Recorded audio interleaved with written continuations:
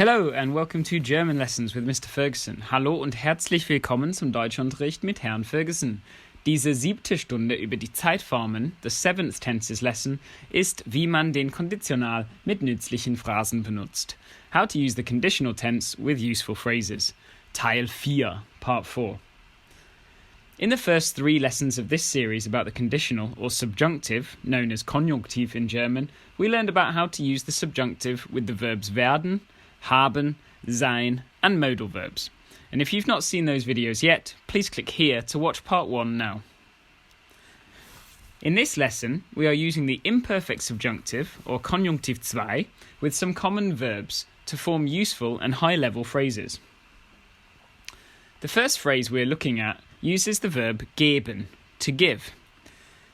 In the indicative, or the normal, we can use the S form of this verb, es gibt, to mean there is or there are.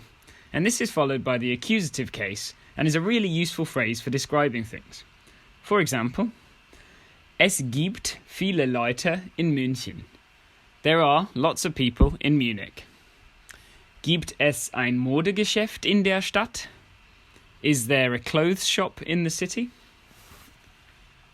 In the imperfect, this phrase becomes es gab. There was or there were. For example, es gab viele Geschenke unter dem Baum. There were lots of presents under the tree. Gab es ein Fitnessstudio im Hotel? Was there a gym in the hotel? In the imperfect subjunctive, or Konjunktiv II, the phrase becomes es gäbe. There would be, or there were to be. For example, wenn es einen Park gäbe, würde ich laufen gehen. If there were a park, I would go running. Ich würde mehr Videos machen, wenn es mehr Leute gäbe, die sie sehen würden. I would make more videos if there were more people who would watch them. The next phrase uses the verb gehen, to go by foot or to walk. In the indicative present tense, this is totally regular. For example, ich gehe, du gehst, geht, etc. In the imperfect, the ich and the sie, es or man forms are ging. For example, ich ging ins Kino. I went to the cinema. In the subjunctive, the S form is ginge, and es ginge means it would go or it were to go. And so the phrase that we're leading up to here is wenn es nach mir ginge, if it were up to me, or literally, if it were to go according to me. Zum Beispiel, wenn es nach mir ginge, würde ich keine Schuluniform tragen. If it were up to me, I would not wear a school uniform. Wenn es nach mir ginge, dürfte ich zur Party gehen. If it were up to me, I would be allowed to go to the party. One useful phrase which can be used with the subjunctive, which I forgot to mention in a previous video, is als ob. As though, or as if. The reason this can trigger the subjunctive is because as though implies that something's not real and is therefore hypothetical. For example, spricht, als ob mein Freund wäre. He speaks as though he were my friend. Sie tut, als ob sie Angst vor uns hätte. She is acting as though she is, or she were, scared of us. Or literally, she has fear in front of us. As I mentioned in a previous video, there are Konjunktiv II forms of each verb in German, and you can use them to mean would plus the verb, or were to plus the verb.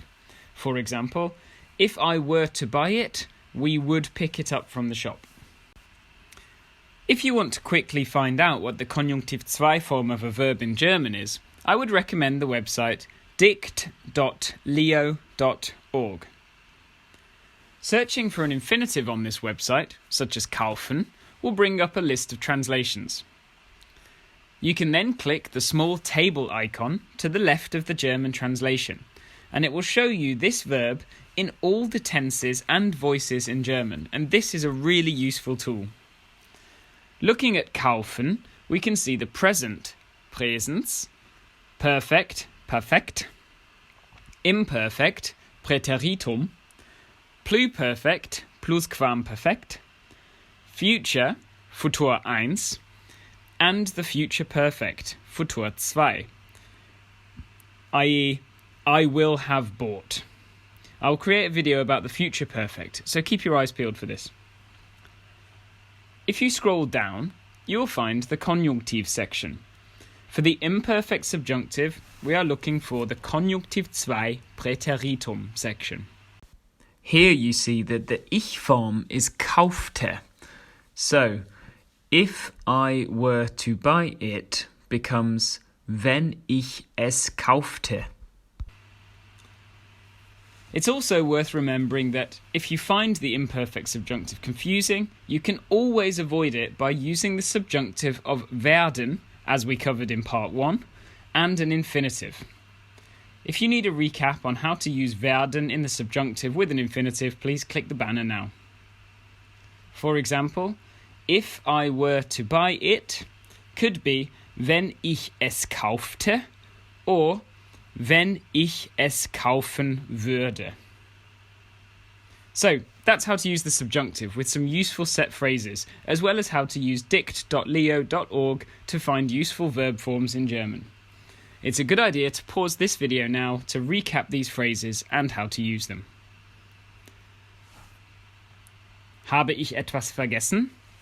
If you're a native German speaker and think I've forgotten something important about the subjunctive with common verbs and phrases, please let me know in the comments.